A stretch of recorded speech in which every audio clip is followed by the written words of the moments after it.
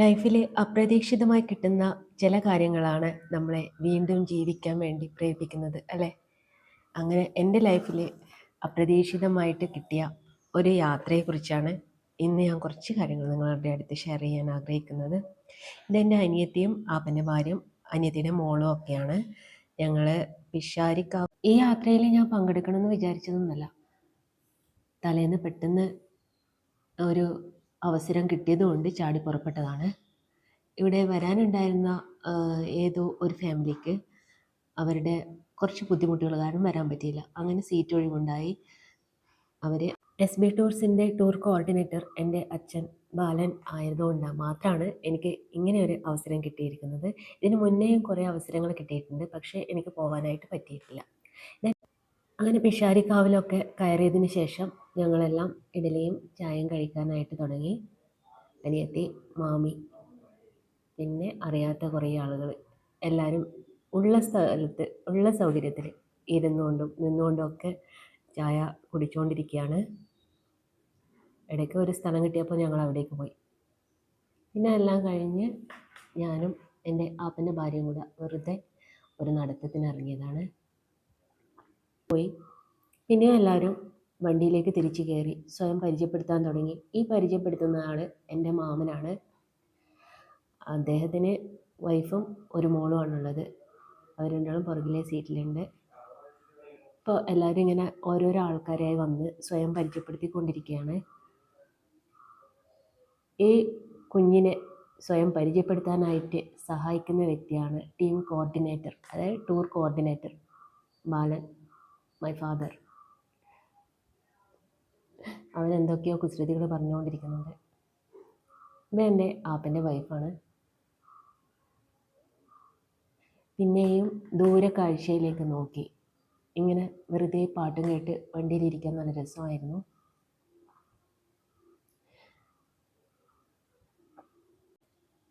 കഴിഞ്ഞു പോയതോ വരാനിരിക്കുന്നതോ ഒന്നും മനസ്സിനെ അലട്ടാതെ ഇങ്ങനെ ദൂരെ കാഴ്ചയിൽ നോക്കി ഇങ്ങനെ വെറുതെ ഇരിക്കുക, അതൊരു രസമുള്ള ഒരു കാര്യമാണ്.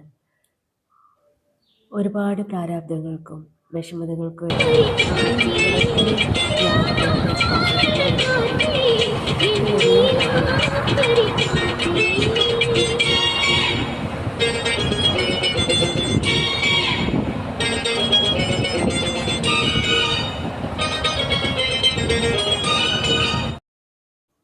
അങ്ങനെ എല്ലാവരും പരിചയപ്പെടുത്തലും കാര്യങ്ങളും ഒക്കെ ആയി കഴിഞ്ഞു. ആദ്യത്തെ പരസ്പരമുള്ള ആര് ആദ്യം പറയും എന്നൊക്കെയുള്ള മടിയും കാര്യങ്ങളൊക്കെ കഴിഞ്ഞു. ഇനി എല്ലാവരും യാത്രയിലെ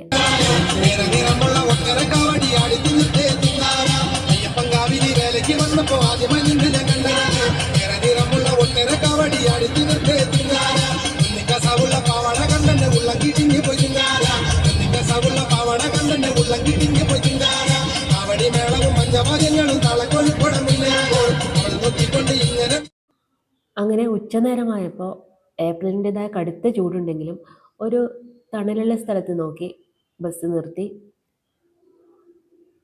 ഫുഡൊക്കെ അടിപൊളിയായിരുന്നു കേട്ടോ. എല്ലാവരും ഫുഡ് കഴിക്കാനുള്ള ഒരുക്കത്തിലായി. നല്ലൊരു സദ്യ തന്നെയായിരുന്നു. മീൻകറി, സാമ്പാർ, ഒരു സദ്യേൻ്റെതായ എല്ലാ കാര്യങ്ങളും ഫുഡിലുണ്ടായിരുന്നേ. ഏറ്റവും അവസാനമായിട്ട് നല്ല ടേസ്റ്റുള്ള പ്രഥമനും വന്നു. എല്ലാവരും സംതൃപ്തിയോടെ ഫുഡൊക്കെ കഴിഞ്ഞ് അടുത്ത സ്ഥലത്തേക്ക് യാത്ര തിരിക്കാനുള്ള പുറപ്പാടിലാണ്. യാത്രക്കാർ ഹാപ്പിയായി ഫുഡൊക്കെ കഴിഞ്ഞെങ്കിലും അത് ക്ലീനാക്കാനായി 2-3 പേർ ഹെൽപ്പറായിട്ടുണ്ടായിരുന്നല്ലോ. അവർക്ക് പണിയുണ്ടായിരുന്നു. അവർ മൊത്തത്തിലേ ക്ലീനാക്കി എല്ലാം എടുത്തു വെച്ച് വെള്ളം ഒക്കെ സെപ്പറേറ്റ് ആക്കി മാറ്റാനുള്ള ഇതുവരെയും മറ്റുള്ളവർക്ക് കാത്തിരിക്കേണ്ടതായിട്ടുണ്ടായിരുന്നു. അതിനുശേഷം ഈ കാണുന്ന പനന്തോട്ടത്തിലൂടെ ഞങ്ങൾ അതിരപ്പള്ളി വെള്ളച്ചാട്ടം കാണാനുള്ള പോക്കാണ്. ആദ്യമൊന്നും എനിക്ക് മനസ്സിലായില്ല എവിടേക്കാണ് പോകുന്നതെന്നൊന്നും. പിന്നെ ഏതൊരു മലമ്പ്രദേശത്താണെന്ന് പോലെ തോന്നി. ഇത്രയും നേരം ചൂട് സഹിക്കാൻ പറ്റുന്നുണ്ടായിരുന്നില്ല. പക്ഷേ ഇപ്പോൾ നല്ലൊരു ആശ്വാസമുണ്ട്.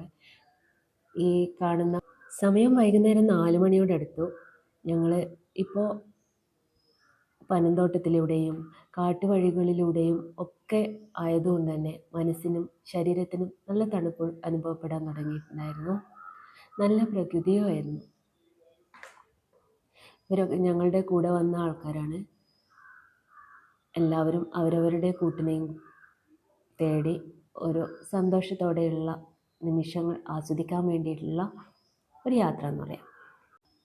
ഞങ്ങൾ അങ്ങോട്ടേക്ക് പോകാൻ തുടങ്ങുന്ന നേരത്ത് തന്നെ കുറേ ആൾക്കാർ കാഴ്ചകളൊക്കെ കണ്ട് തിരിച്ചു വരുന്ന ആൾക്കാരുണ്ടായിരുന്നു. സൈഡൊക്കെ ആരും തട്ടി വീഴാണ്ടിരിക്കാൻ വേണ്ടി മുള കൊണ്ട് വേലി കെട്ടിയിരിക്കുന്നതാണ്. അപ്പും ഇഷുവും മുന്നേ നടക്കുന്നുണ്ട്. ദൂരെ നിന്ന് തന്നെ കുറേ ദൂരം നടന്നതിന് ശേഷം ആണ് ഞങ്ങൾ ആതിരപ്പള്ളി വെള്ളച്ചാട്ടത്തിൻ്റെ കുറച്ച് ഭാഗം കാണാനായിട്ട് തുടങ്ങിയത്. കുറേ നടന്ന് തളർന്നു. ശരിക്കും പറഞ്ഞാൽ തിരിച്ചു കയറുമ്പോഴായിരിക്കും ഏറ്റവും പാടെന്ന് തോന്നുന്നു. വെള്ളച്ചാട്ടത്തിന് അടുത്തോട്ടെത്താൻ ഇനിയും കുറേ ദൂരം നടക്കണം. ഇടയ്ക്ക് ഒരു വ്യൂ പോയിന്റിൽ വെച്ച് വീഡിയോ എടുത്തതാണ്. ഒരുപാട് പേര് തിരിച്ചു വരാൻ തുടങ്ങിയിട്ടുണ്ട്. അപ്പോൾ ഇവർക്കൊക്കെ നല്ല വെയിലുള്ള സമയത്തായിരിക്കും ഇവരൊക്കെ ഇറങ്ങിയിട്ടുണ്ടാവാൻ തോന്നുന്നു. അപ്പോൾ ഇഷു മുന്നേ നടക്കുന്നുണ്ട്. ഇഷുവിൻ്റെ അടുത്ത് പ്രത്യേകം പറഞ്ഞിട്ടുണ്ട്, പാറക്കെട്ടുള്ള ഭാഗമാണ്, നന്നായിട്ട് ശ്രദ്ധിച്ച് നടക്കണം. അവൾ നല്ല ശ്രദ്ധയോടെയാണ് അതുകൊണ്ട് നടന്നുകൊണ്ടിരിക്കുന്നത്. കയ്യിലൊരു ഫോണുണ്ട്. ആവശ്യത്തിലധികം വീഡിയോസ് എല്ലാം എടുത്തതിന് ശേഷം പിന്നെ കുറേ നേരം ഇരുന്ന് കഥ പറച്ചിലായി. ആപ്പൻ്റെ ഭാര്യയും പിന്നെ അനിയത്തിയും അങ്ങനെ എല്ലാവരും കൂടെ ഇരുന്ന് കഥ പറയലായി. നല്ല രസമായിരുന്നു. അവിടെ നിന്ന് എല്ലാവരെയും നിരീക്ഷിച്ചുകൊണ്ട് ഓരോരുത്തരുടെയും ഭാവങ്ങളും ഇതൊക്കെ തമാശ പറഞ്ഞ് രസിക്കാനൊക്കെ നല്ല രസമായിരുന്നേ. അധിക നേരം ഇരുന്ന് നേരം കൂട്ടാനൊന്നും ഇനി പറ്റില്ല. നമ്മൾക്ക് 5:30 ആകുമ്പോഴത്തേക്കും അപ്പുറത്തുള്ള പുഴയിലേക്ക് എത്താമെന്ന് എല്ലാവരും പറഞ്ഞിട്ടുണ്ട്, നമ്മളെ കൂടെയുള്ളവരൊക്കെ. അങ്ങനെ നമ്മളിവിടുന്ന് മെല്ലെ നടന്ന് നീങ്ങാൻ തുടങ്ങി. കയ്യിൽ കരുതിയ വെള്ളമൊക്കെ കാലിയായി തുടങ്ങി. ഇനി പോകുന്ന വഴിക്ക് കുറച്ച് സ്ഥലങ്ങൾ ഐസ്ക്രീമിൻ്റെ ഒക്കെ കണ്ടുവച്ചിട്ടുണ്ട്. അങ്ങനെ കുറച്ച് സ്പ്രൈറ്റും കാര്യങ്ങളൊക്കെ വാങ്ങി കയ്യിൽ കരുതി പിന്നെ പുഴയിലോട്ട് മെല്ലെ നടന്നു നീങ്ങി. പുഴയിൽ കുളിയും കളിയും ഒക്കെ ആയിട്ട് കുറേ കുട്ടികളുണ്ടായിരുന്നു. അതിൻ്റെ കൂട്ടത്തിൽ ഇഷുവും അപ്പം കൂടെ സ്പ്രൈറ്റും കുടിച്ച് ഇങ്ങനെ രസിച്ചിരിക്കുന്നുണ്ട്. ആരെല്ലോ പറയുന്ന കേട്ടിട്ടുണ്ട്, ഇവിടെ കുറേ സിനിമകൾക്കൊക്കെ വേദിയായ സ്ഥലമാണെന്ന്. ഇഷുവിൻ്റെ അപ്പൻ്റെയും കൂടെ നമ്മളും കൂടെ വെള്ളത്തിലോട്ടിറങ്ങി, ആപ്പൻ്റെ ഭാര്യയും ഞാനും കൂടെ. അവിടെ ചെറിയ കുട്ടികളെല്ലാം വീണിട്ടുണ്ടെങ്കിൽ എന്തായാലും ആ ഒഴുക്കപ്പെടും, ഉറപ്പാണ്. വലിയ ആൾക്ക് വലിയ പ്രശ്നമൊന്നും വരാൻ പോകുന്നില്ല.